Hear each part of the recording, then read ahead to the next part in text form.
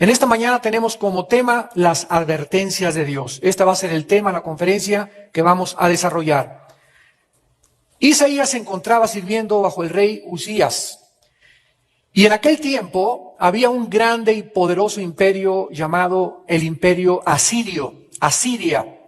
Y este imperio de Asiria estaba tratando de unificar a todas las naciones de alrededor. Nunca se ha perdido este énfasis político de tratar de abarcar a más naciones alrededor, porque es la ambición humana de poder gobernar muchas naciones. El imperio asirio quería tratar de subyugar a Israel. En aquel tiempo, recordemos, Israel estaba dividido en el norte y en el sur.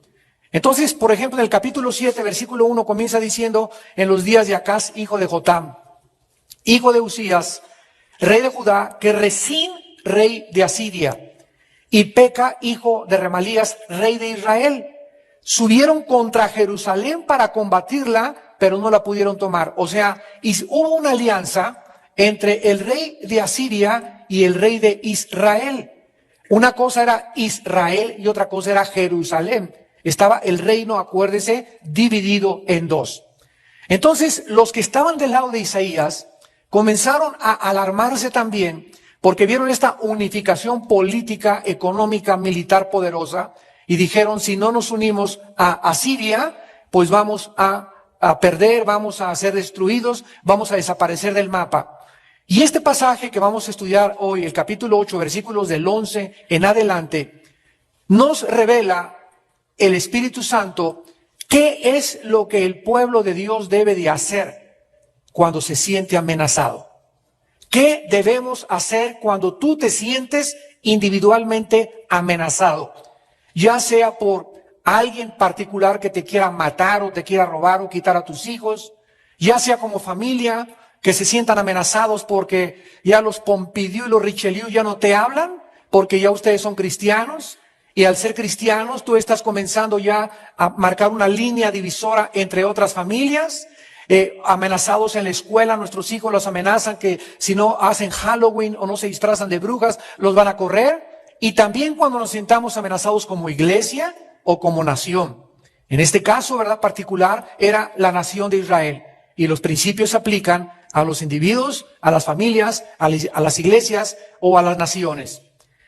Vamos a leer el versículo 11 en adelante para que tengamos un poco de trasfondo, ya que tenemos que introducirnos a la historia y a la teología también. Porque Jehová me dijo de esta manera con mano fuerte. Isaías 8, versículo 11 en adelante.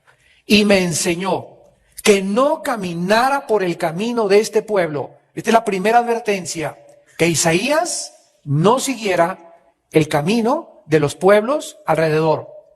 Versículo 11, que no llame conspiración a las cosas que este pueblo llama conspiración, ni teman lo que ellos temen, ni tengan miedo. En segundo lugar, que nunca, jamás debamos nosotros sentirnos amenazados con el temor. No importa la amenaza que tú tengas, individual, familiar, como iglesia o como nación, recordemos algo: Dios está sentado en su trono. Versículo 13, a Jehová de los ejércitos, a Él santificad, sea Él vuestro temor y Él sea vuestro miedo. Entonces Él será por santuario, pero a las dos casas de Israel, por piedra para tropezar y por tropezadero para caer, por lazo y por red al morador de Jerusalén. Versículo 16, ata el testimonio, sella la ley entre mis discípulos.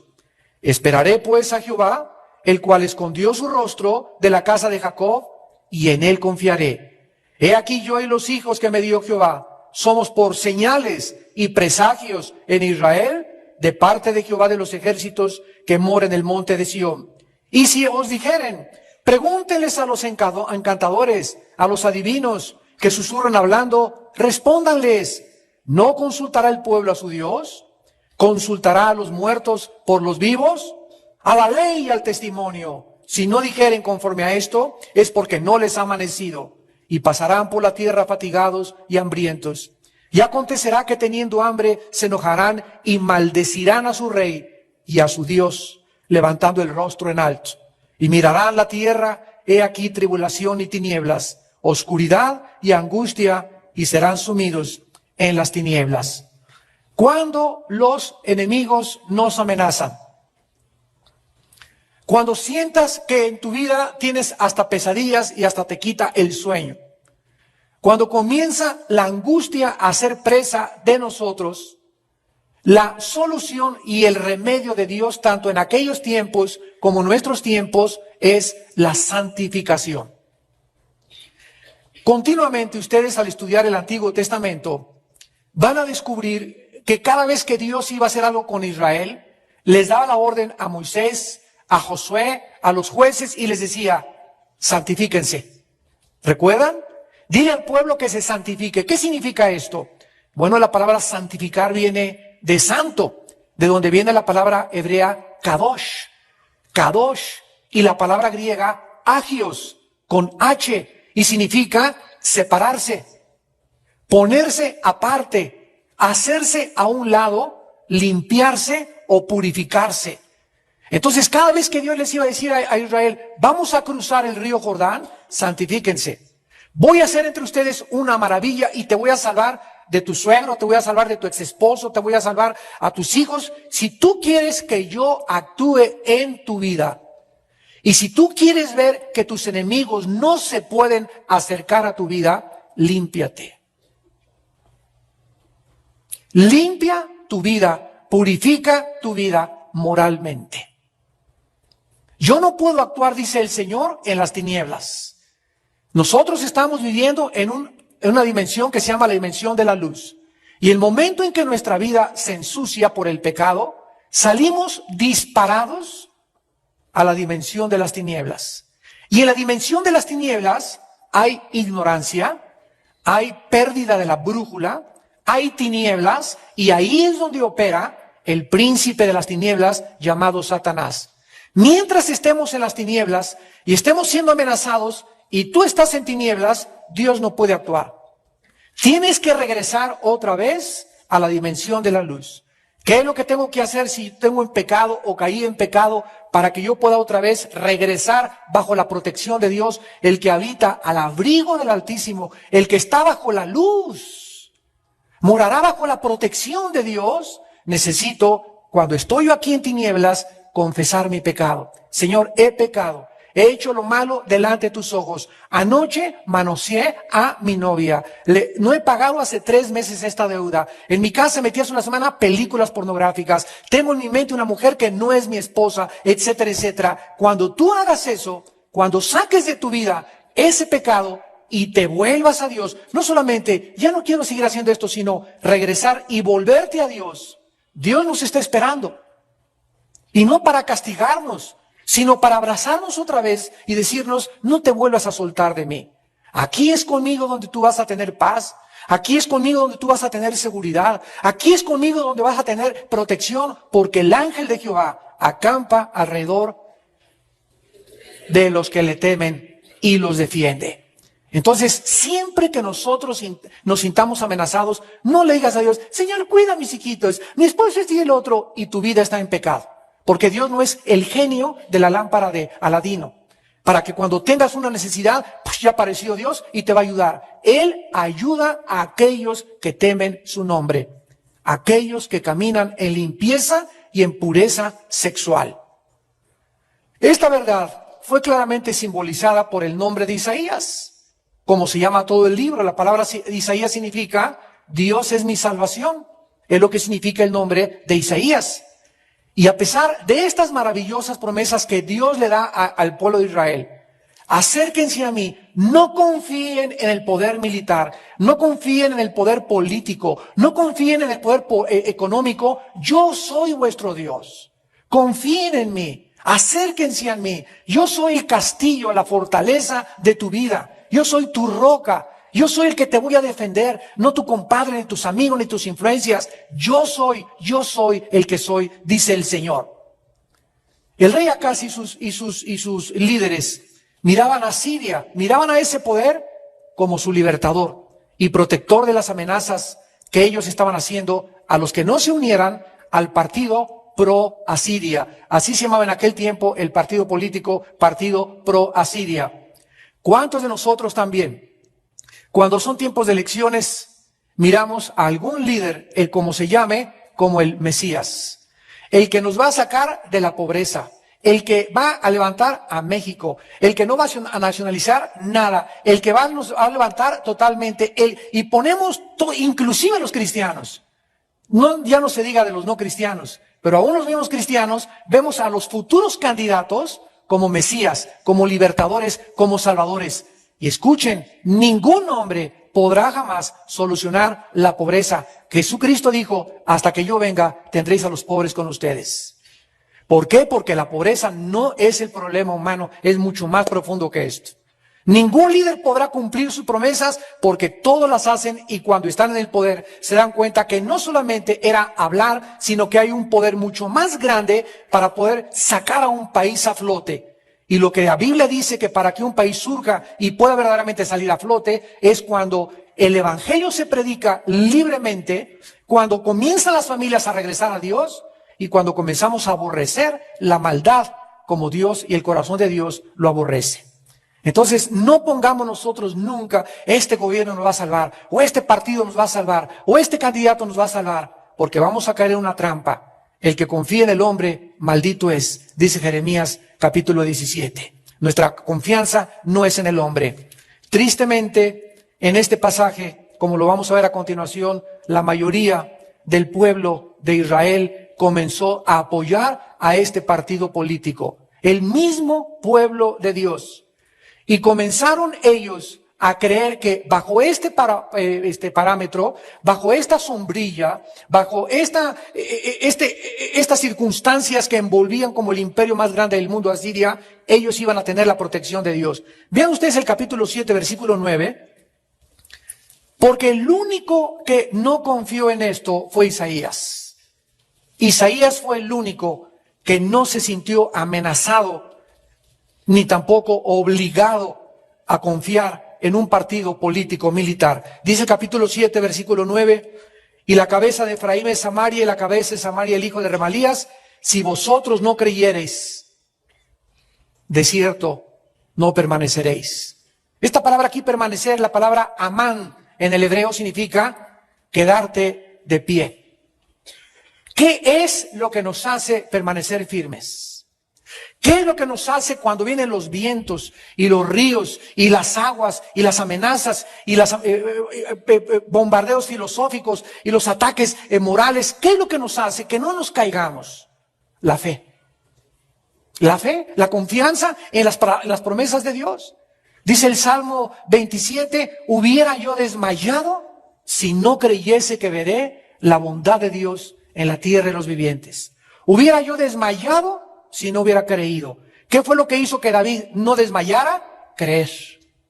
Si no hubiera creído, el momento en que dejamos de creer, desmayamos, nos desanimamos, nos vamos al suelo, somos destruidos, comenzamos a sufrir tinieblas, un espíritu de tormento se apodera de nosotros, un espíritu de desesperación, de desesperanza, comenzamos a ya no ver la luz, comenzamos todo a verlo oscuro, porque por la fe estamos firmes.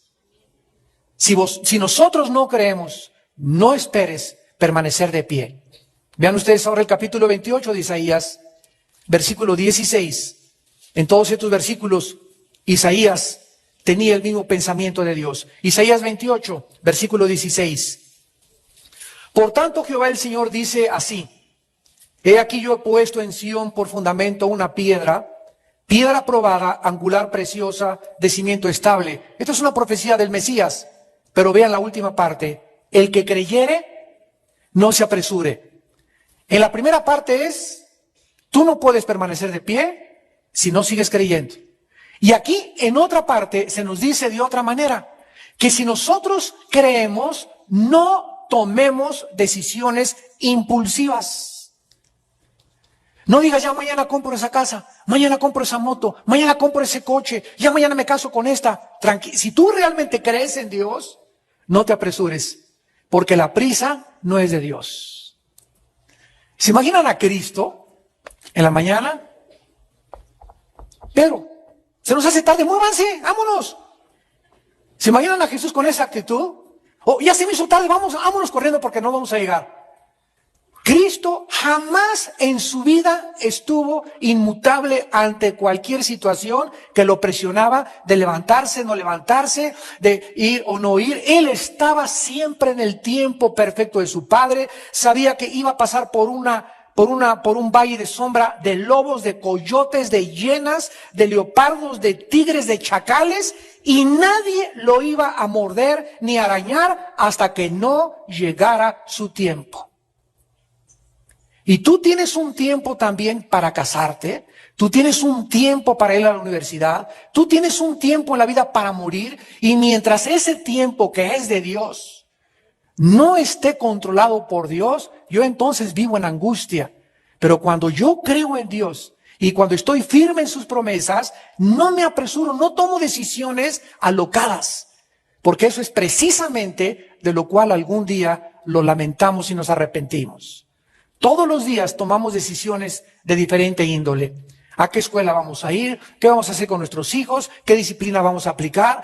¿Qué estudio voy a tomar? Y todas las decisiones que tomemos sin haber antes consultado a Dios, sin haberlas meditado y haberlas pensado calmadamente, nos vamos a arrepentir algún día de esa decisión que tomamos. Ustedes que están casados, yo les doy un consejo. Si ustedes están enojados, no le digas a tu esposa o a tu esposo, mañana me divorcio, o de aquí al divorcio. Salte de tu casa y vete a correr unos 4 kilómetros alrededor de la cuadra, o vete a algún campo deportivo, y ya que te aplaques, ya que estés tranquilo, ya que estés sereno, ya que no estés ofuscado, puedes pensar mejor y tomar una decisión. Nunca tomen decisiones enojados, bajo la pasión de la ira, del enojo, porque vamos a arrepentirnos de esa decisión que tomamos. Y dice Isaías capítulo 30, esto se lo compartí a mi esposa esta mañana, Isaías 30, versículo 15, que es uno de mis versículos favoritos de la Biblia. Isaías 30, 15, porque así dijo Jehová el Señor, el Santo de Israel, en descanso y en reposo seréis salvos, en quietud y en confianza será vuestra fortaleza. ¡Wow! Ahora está de moda el wow, ¿verdad? Al ratito va a ser miau.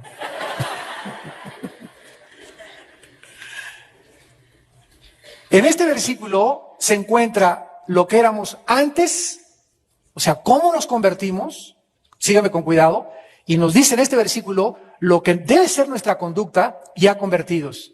Vean ustedes otra vez. En descanso y en reposo fuimos salvados por Dios. O sea, en otras palabras, ninguno de nosotros, cuando recibimos a Jesucristo, estábamos trabajando para ganarnos a Cristo. ¿Oíste un mensaje que te dijo, cree el Evangelio nada más? ¿No oíste que te dijeran, vete a la villa, ida y vuelta? O vete de rodillas de aquí hasta el monumento del Ángel de la Independencia y regresa, y a lo mejor Dios, después de esa penitencia, te va a recibir. El mensaje del Evangelio es, cree y serás salvo después de tu arrepentimiento.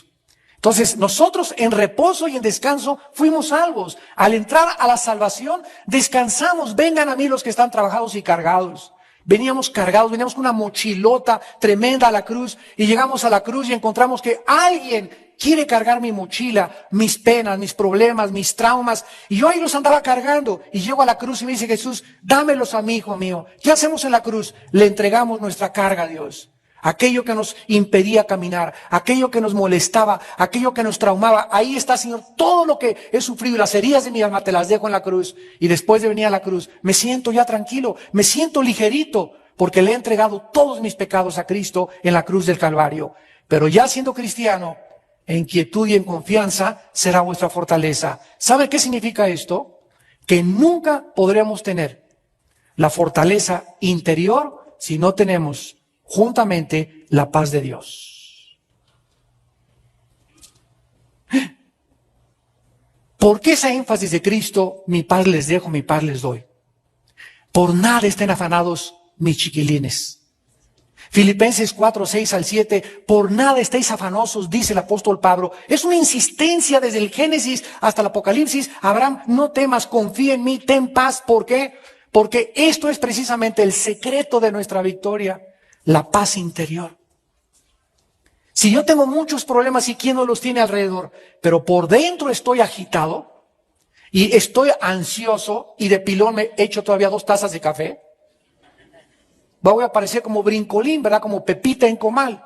Entonces no espere yo en estas circunstancias oír la voz del Espíritu Santo, porque para que el Espíritu Santo pueda tener contacto y comunicación conmigo y yo esté sintonizando la voz del Espíritu Santo, yo necesito estar en el cuadrante del Espíritu Santo, que es el cuadrante, no de la charrita del cuadrante, es la paz. Hasta que Dios ve que aquí adentro, dentro de mi vida, dentro de tu vida, estás en tranquilo y ya te tranquilizaste, Padre, tú sabes que, mi hija, Señor, este problema, cálmate, tranquilo, sereno, comienza a alabar a Dios, relájate, Padre Santo, tengo que recordar, tú estás al control de mi vida, yo no tengo los hilos de nadie, de la vida de nadie, yo no puedo controlar las circunstancias de México, ni del petróleo, ni de la economía de mi trabajo, Padre, yo me hinco delante de ti y descanso en ti. Y en esa quietud,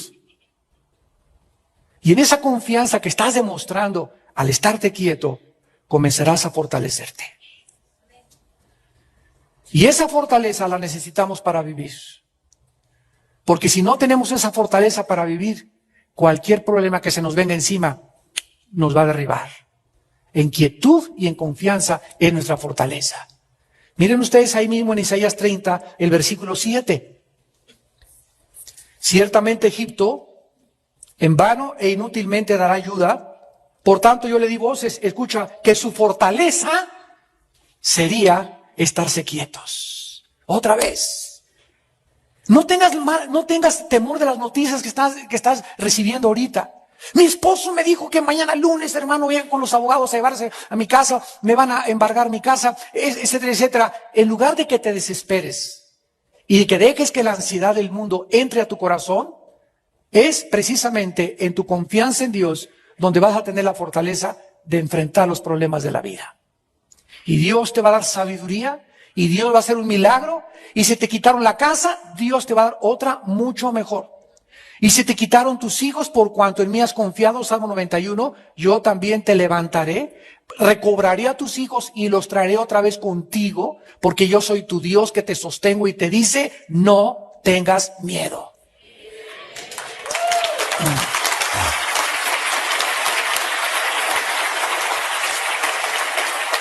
Ahora regresamos a nuestro capítulo 8 de Isaías, regresamos a nuestro capítulo 8 y veamos la primera advertencia que Dios le hace a Isaías y que nos hace a todos nosotros ante el mundo amenazador que nos rodea. Encontramos la primera advertencia en el versículo 11, porque Jehová me dijo de esta manera, con mano fuerte, y me enseñó que no caminara por el camino de este pueblo, que no caminara por el camino de este pueblo. En primer lugar, la primera advertencia que Dios nos hace es que si queremos ser protegidos por Él, no andemos ni nos juntemos ni tengamos como amigos íntimos a los pecadores. No es verdad que si tú sales con una persona que no sea cristiana, tú la vas a convertir si él no se convierte a ti primero. No es verdad que tú vas a ganarlo para Cristo si él te está jalando a sus fiestas, a las películas que él está viendo o ella está viendo, a las actividades que esta persona está teniendo. No importa que sea el jefe de tu trabajo y se junten todos los de tu oficina. Vamos a celebrar y en la noche nos vamos a ir a Garibaldi a gritar a Juga, viva el Charro Abitia. ¿Sabes una cosa? Ahí hay una amenaza, ¿verdad? Híjole, si no voy, me van a decir que soy que San Francisco de Asís, que soy un religioso, que soy esto y el otro, y sentimos la presión del mundo, ¿verdad? Sentimos la presión del mundo, de que el mundo quiere que nos conformemos a ellos, y si no nos conformamos como ellos, tenemos miedo que algo suceda. ¿Sabían ustedes que el 95% de los jóvenes que fuman o se drogan es por la presión de los amigos? El 95%. Porque se juntan con un grupo de muchachitos que fuman y si él no fuma, ya no es aceptado en ese grupo. Y como hay una necesidad de pertenencia que pertenece al corazón humano, no queremos sentirnos fuera de ningún grupo. Porque si estamos con un grupo que está chupando, está emborrachándose, y tú pides agua de horchata, te van a ver raro, te van a ver como un marciano. Pero como tú no quieres que te vean como un marciano, y tú quieres pertenecer a ese grupo, llámese tu cuñado o tu familia, vas a hacer lo que ellos hacen. Y es lo primero que Dios nos dice. No andes en camino de pecadores. Ahora, ¿por qué eso es tan importante? Porque un cristiano que comienza a marcar la raya y comienza a demostrarle a Dios que está dispuesto no solo a creer en Él, sino a sufrir por su nombre y por su palabra, es una persona que no existe la menor duda de que sea salvo. Porque a los cristianos Dios no nos ha dado un espíritu de temor, sino de valor, de poder y dominio propio.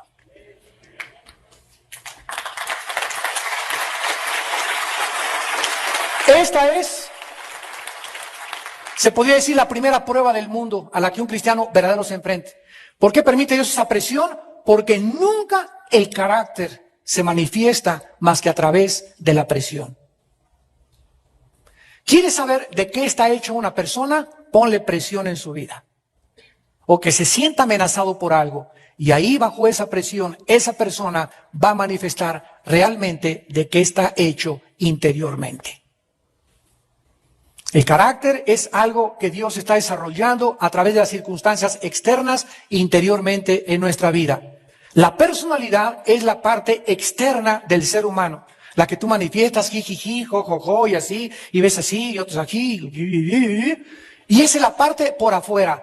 Y toda esta parte por afuera es engañosa, porque muy poca gente es lo que son realmente en su corazón. Siempre ponen una máscara o una cara que no tienen en verdad. Y el carácter que es el que Dios está desarrollando dentro de nosotros es el que da verdaderamente la forma a la personalidad de afuera. Cuando tú ya tienes un carácter como el de Jesús, manso y humilde de corazón, ya no pretendes, ya no te pones máscaras, eres como eres. Ya no finges, eres sincero en todos tus tratos con la gente. Cuando le dices a alguien, Dios te bendiga, realmente no le dices Dios te bendiga y por detrás, ojalá que le aparte un rayo. Ya no podemos ser así. Somos abiertos, somos espontáneos y lo deseamos con todo el corazón. Entonces, dice la Biblia en el Salmo 1, precisamente cuando comienza David la serie de los Salmos, bienaventurado el varón que no anduvo en consejo de malos, ni estuvo en camino de pecadores, ni en silla de escarnecedores se ha sentado. Vean ustedes cómo es gradual la caída del ser humano. Comienzas andando. Después andas estando y terminas sentado con ellos.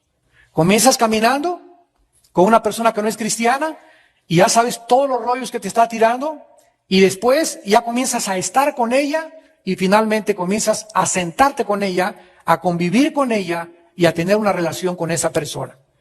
Dichoso, dice la persona, dice la Biblia, que es la palabra ashar en el hebreo. Ashar, dichoso, bienaventurado, feliz. ¿Dónde se encuentra la felicidad? Separado del mundo.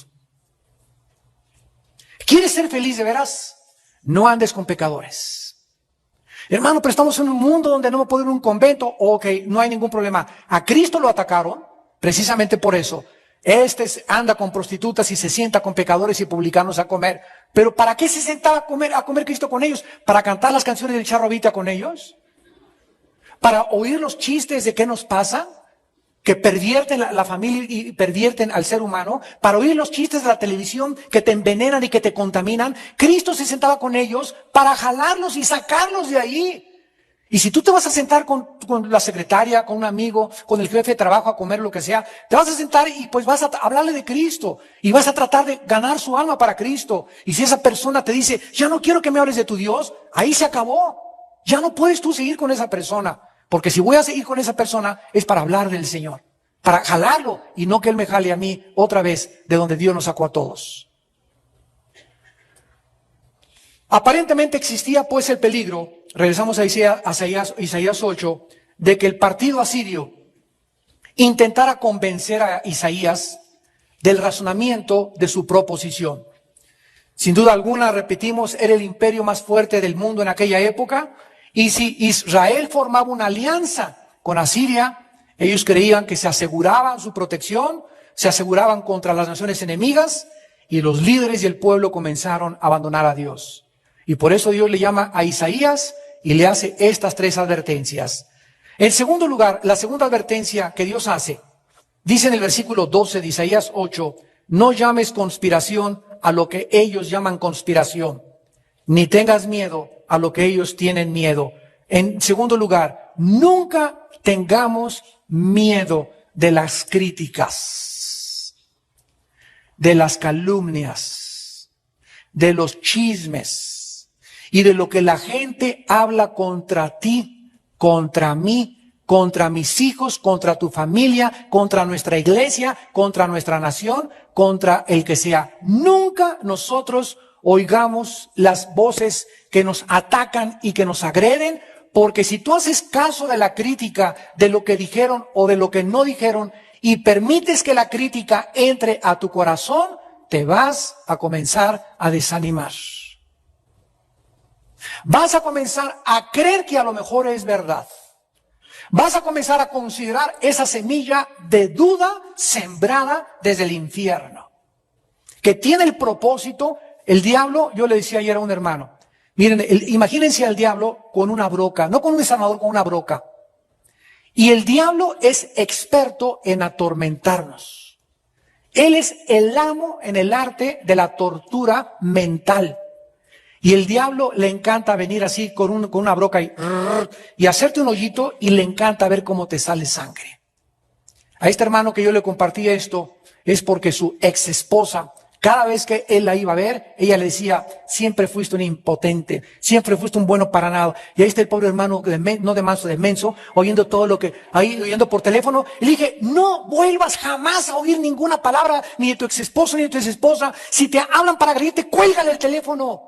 No dejes que todo ese cúmulo de tornillo que es el diablo usando esas personas permita entrada a tus tímpanos, a tu oído, a tu alma, porque está tratando el diablo de sangrarte, de torturarte, de quitarte tu paz. No los escuches. No tengas miedo de ellos.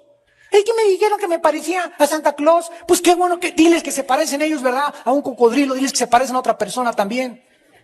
Si el diablo viene y te recuerda tu pasado, recuérdale al diablo su futuro.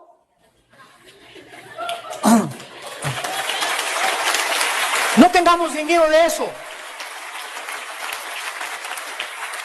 En el libro de Job capítulo 12, ahí estaban con miedo de los asirios, con miedo de los gobernantes, con miedo de los candidatos políticos, con miedo de lo que el compadre te pueda hacer, con miedo de que te puedan quitar de tu trabajo. ¿Sabes lo que dice Dios? Job capítulo 12, versículos 24 y 25, escucha la palabra de Dios. Él quita el entendimiento a los jefes del pueblo de la tierra y los hace vagar como por un yermo sin camino. Van a tientas como en tinieblas y sin luz, y los hace errar como borrachos. Este es nuestro Dios, es el Dios de la Biblia. A los jefes, a los poderosos, a los presidentes, a los dictadores, ellos están en la mano de Dios.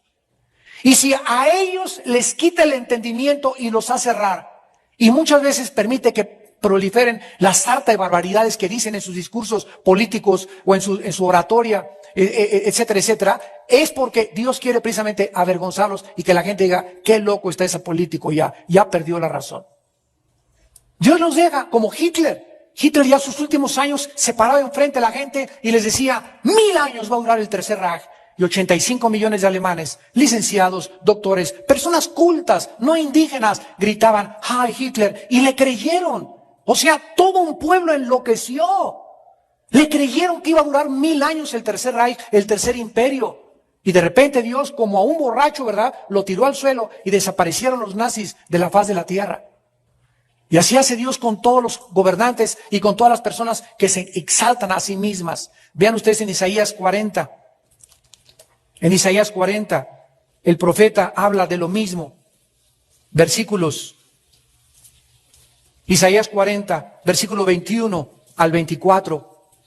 ¿No sabéis? ¿No habéis oído? ¿Nunca os lo habían dicho desde el principio? ¿No han sido enseñados desde que la tierra se fundó? Él está sentado sobre el círculo de la tierra. Estudiantes de universidad, apunten Isaías 40:22. Porque más de 2000 años antes de Galileo, ¿me escuchaste? Miles de años antes de que Galileo Galilei descubriera la redondez de la tierra, Isaías, la Biblia ya la mencionaba. Él está sentado sobre el círculo de la tierra, cuyos moradores son como langostas. Cuyos moradores son como langostas. Él extiende los cielos como una cortina, los despliega como una tienda para morar. Él convierte en nada a los poderosos y a los que gobiernan la tierra hace como cosa vana. Como si nunca hubieran sido plantados, como si nunca hubieran sido sembrados, como si nunca su tronco hubiera tenido raíz en la tierra, tan pronto como sopla en ellos, se secan, el torbellino los lleva como la hojarasca. Este es el Dios de la Biblia, el Dios que tiene el control sobre los jefes de Estado, sobre los jueces de la tierra, sobre los gobernantes, sobre tus enemigos.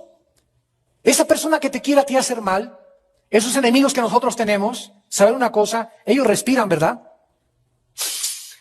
Para poder vivir. Y dice la Biblia en Hechos 17 que en Él somos y nos movemos y existimos. O sea que en el momento en que Dios quiera a esa persona que te quiera hacer un mal, Dios le quita la respiración. En otras palabras, le quita la vida. Porque la vida de esa persona, de tu enemigo y de mi enemigo, está en las manos de Dios. Al quien servimos y al quien dio su sangre por nosotros en una cruz.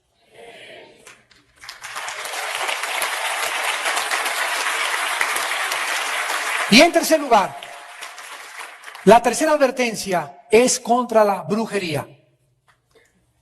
Hay una tendencia en las personas de buscar, al no tener respuestas. Ustedes saben que la Biblia no es un libro religioso. La Biblia es un libro que trata de un rey y su familia y de un reino perdido. Cristo no vino a regresarnos una religión, nos vino a regresar un reino perdido. El ser humano perdió el reino de Dios y este reino quedó bajo el control de Satanás. Y ahora Cristo regresa al mundo y nos invita a Cristo a volver a ese reino, donde Él es el rey y por eso se llama Rey de Reyes, porque todos nosotros vamos a ser reyes en el futuro. Entonces, es el rey de todos nosotros somos reyes, aún no gobernamos, estamos comenzando a aprender a gobernarnos interiormente. Porque si no aprendes a gobernarte interiormente, ¿cómo puedes gobernar sobre los demás?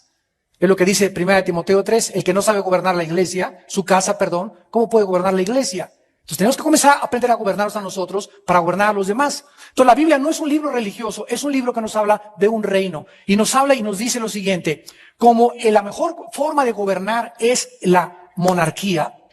Los primeros gobiernos del mundo fueron monárquicos, después feudales. Y después ya surgieron comunismo, socialismo, democracia, etcétera, etcétera. El ser humano trae dentro de su alma el querer gobernar. ¿Y qué ha hecho el ser humano? Vamos a tratar con el socialismo. Híjole, no funcionó. El comunismo, chale, tampoco funcionó. La democracia. Bueno, entre el socialismo, dictadura y comunismo es de lo mejorcito. Pero la democracia tiene una grande debilidad. La democracia tiene una debilidad en que es el voto del pueblo. Y si la mayoría es inmoral, síganme con cuidado, si la mayoría tiene una filosofía pervertida, entonces el gobierno va a tener que adoptar la filosofía de la mayoría. Ese es el problema de las democracias. Y entonces estamos tratando de buscar un gobierno que funcione y lo que más necesita ahorita el mundo es un gobierno que funcione. Por eso hay tantos, ya están regresando al socialismo, al comunismo, porque así van a seguir. No va a haber un gobierno perfecto hasta que Cristo regrese, porque el único gobierno perfecto es la monarquía, cuando Jesús venga y Él gobierne con justicia a las naciones y no haya entonces ya gobernantes, sino haya reyes en otros universos que vamos a ser nosotros y la paz venga por primera vez a establecerse en este reino milenial. Y esta es la desesperación del mundo ahorita políticamente, creyendo que la democracia nos va a salvar. Pues es lo mejorcito que hay la democracia, pero tampoco es perfecta la democracia. Todos son defectuosos porque el hombre es defectuoso. Porque el hombre nació en pecado y porque donde ponemos las manos la ensuciamos. Miren ustedes, traigo aquí un recorte que dice así: Britney Spears dice ser el anticristo. Esta muchacha, que es el símbolo de la mayor parte de los jovencitas, o era el símbolo de los jovencitas, ¿quién no quería ser como Britney Spears? Bueno, esta muchacha tenía padres cristianos, los tiene todavía. Comenzó a enfrentarse al mundo. lo que Satanás le ofreció a Jesucristo. Brini, te ofrezco todo, pero te vas a quitar la ropa más y más. Primero comenzó más o menos decente, después con movimientos más cadenciosos, y después se comenzó casi a no traer nada de ropa. De ahí Britney, fama, dinero y todo, brincó a otro lado y comenzó a tener relaciones lésbicas.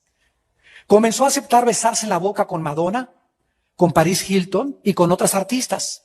Y después comenzó a tener relaciones bisexuales con mujeres y con hombres al mismo tiempo también. Y después de eso comenzaron ya los demonios a entrar a esta muchacha de una forma tremenda. El ataque es a la mente, y se rapó y se quitó todo el pelo. Y comenzó a gritar en las calles y se salía fuera de su casa y fuera donde la tenían, y la tuvieron. Ahorita se encuentra Britney Spears en un manicomio. Está en un hospital psiquiátrico, y antes de entrar al hospital psiquiátrico gritó: yo soy el anticristo. Vean ustedes hasta dónde el diablo te quiere llevar. Y te ofrece todo, ahorita en viaje todo pagado, si te hincas y le sirves, y después viene a cobrarte la factura, a volverte loca, a volverte loco, a desquiciar tu mente, a de que pierdas la brújula, a que pierdas el instinto natural, a que ya no te importe ni tu esposa, ni tus hijos, nada, solo tus intereses, solo tu gobierno, solo tu poder, solo tu dinero, solo tu influencia. Te conviertes en un dios.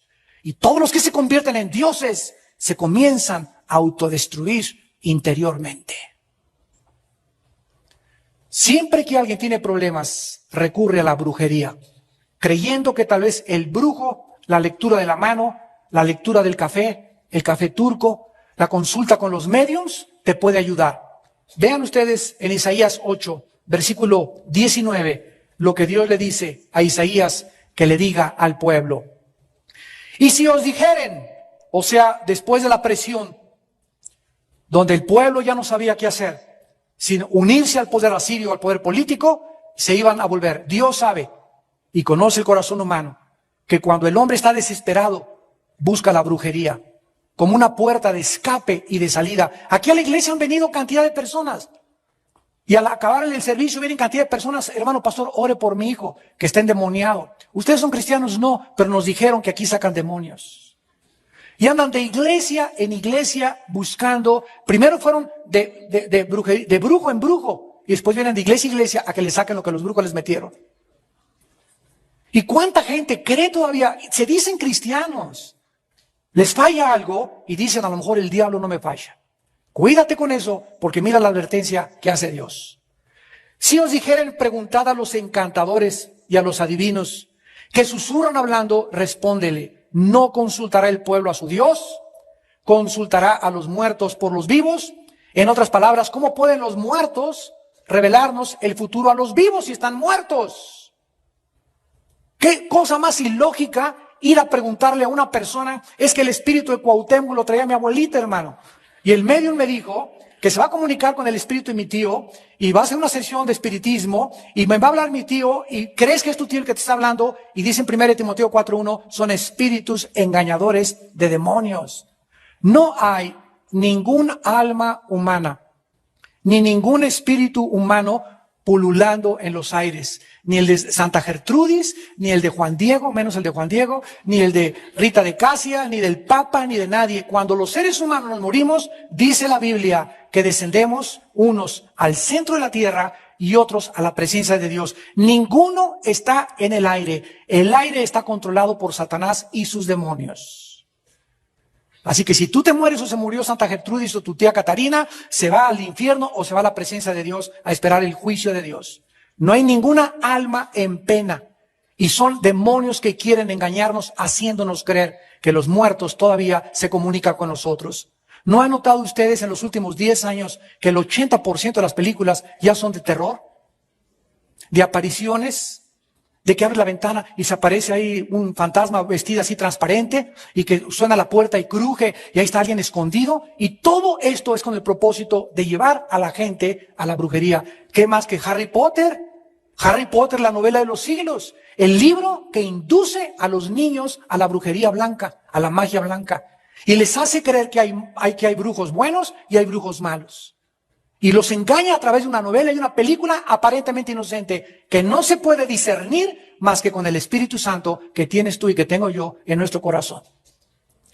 La Biblia nos previene acerca de esto y dice en Isaías 44 más adelante que el pueblo de Israel, así es, comenzó a consultar a los brujos, a las brujas, a Walter Mercado y familia. Dice Isaías 44 del 6 al 8. No teman ni se amedrenten, no te lo hice oír desde la antigüedad y te lo dije, luego ustedes son mis testigos. No hay Dios sino yo, no hay fuerte, no conozco ninguno. Y en Isaías 47, del 12 al 13, estate ahora en tus encantamientos y en la multitud de tus hechizos, en los cuales te fatigaste desde tu juventud. Quizá podrás mejorarte, quizá te fortalecerás. Te has fatigado en tus muchos consejos. Comparezcan ahora y te defiendan los contempladores de los cielos, los que observan las estrellas, los que cuentan los meses para pronosticar lo que vendrá sobre ti. ¿Qué hicieron los judíos? Se volvieron a los horóscopos, a los tatarabuelos de Walter Mercado. Voy a consultar ahora a Sagitario. Hoy puedo salir porque dice que no va a llover y me voy a encontrar una persona vestida de azul. Es que tú que eres Géminis, yo soy Virgo, no nos llevamos. Y comienzan muchos cristianos, inclusive traen colgando el signo del zodíaco. Y de acuerdo a la Biblia, la astrología pertenece a la dimensión del oculto, de la brujería. Dios condena la astrología, no la astronomía, que es otra cosa, la astrología de creer que los astros tienen influencia. Imagínense, la luna y Neptuno que no tienen vida, están dirigiendo mi vida. Más estupidez no se puede comprender en el ser humano. Pero así somos. Y no solamente eso, agarramos un tronco, y el tronco que no tiene vida, y le hacemos la forma de Juan Diego. Y después, ante lo que nosotros hicimos, nos hincamos. Juan Diego, te pido por mi abuelita. Y yo hice ese pedazo de santo que no tiene vida, no tiene ojos, no tiene oídos, no tiene espíritu. Y nos llamamos inteligentes, y nos llamamos razonables, y nos llamamos científicos. Por eso la Biblia considera el ateísmo como la mayor irracionalidad y depravación a la que la mente y el intelecto humano ha llegado. Dice el Salmo 14:1, el necio dice en su corazón, no hay Dios. Finalmente, ante esta advertencia, Isaías, regresamos al capítulo 8, les advierte y les dice el versículo 21 y 22. El mundo del ocultismo te va a llevar a la desesperación y a la desesperanza y finalmente al juicio de Dios. Si continuaban en su rebelión contra Dios, Asiria, ese imperio en el cual ellos querían confiar, los iba a venir y se cumplió. Se los iba a venir a llevar cautivos y los iba a convertir en esclavos. Tú te conviertes en esclavo de aquel a quien tú pones tu confianza. Si pones tu confianza en los ídolos, te conviertes como un ídolo mudo, tonto y menso. Si pones tu confianza en un político, te haces como ese político. Los que se pusieron su confianza en Hitler se hicieron nazis. En Mussolini se hicieron fascistas. En Marx se hicieron comunistas. En aquello en lo que tú pones tu confianza es en lo que tú te conviertes.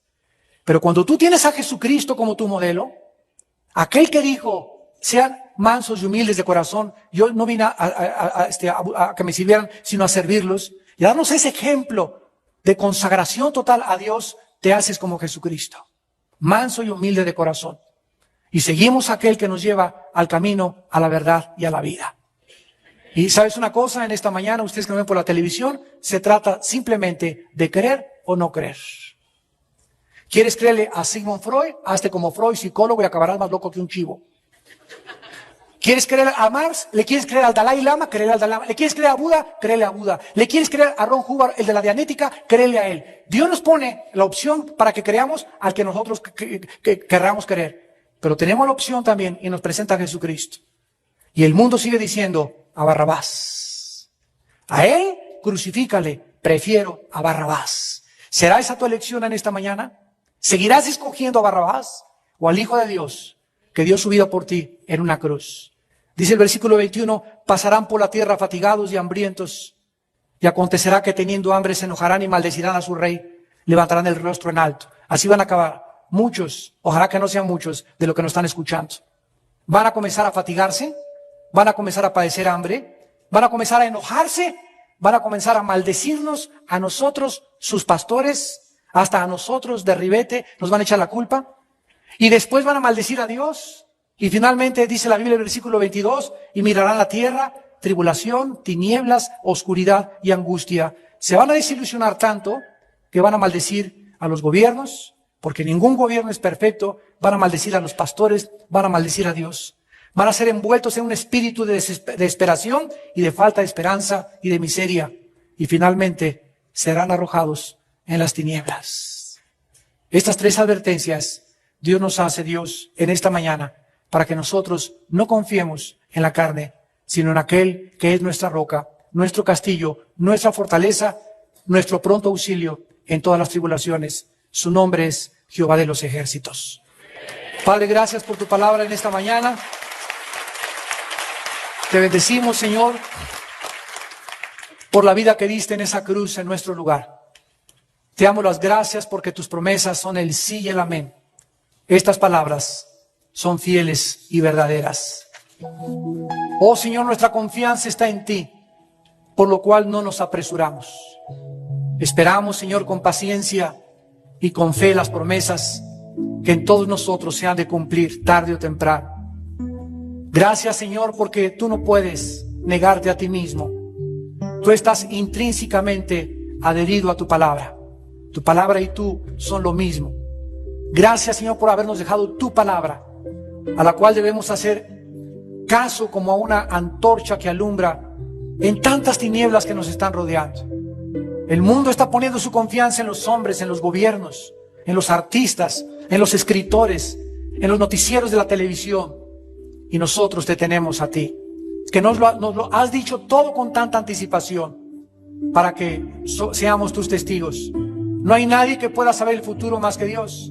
No hay Dios más que el Dios de la Biblia, el Dios y Padre de nuestro Señor Jesucristo. En esta tarde, ustedes también, los que nos ven por la televisión, yo los invito a que vengan a la cruz, a que recibas a Cristo como tu Salvador, si aún no lo tienes en tu vida, para que desde hoy en adelante tu confianza sea en Él y seas fortalecido y puedas tener esa quietud que tu alma tanto necesita y que el mundo no te puede dar.